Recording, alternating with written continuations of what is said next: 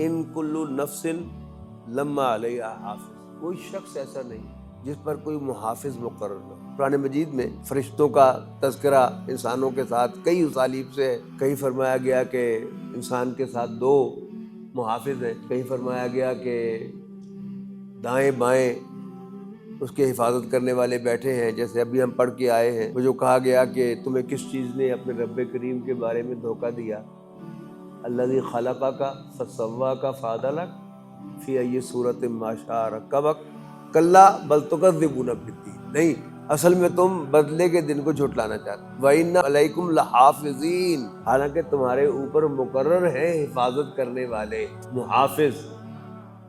اب حفاظت جو ہے یہ اس کے کئی زاویے ہوتے ہیں،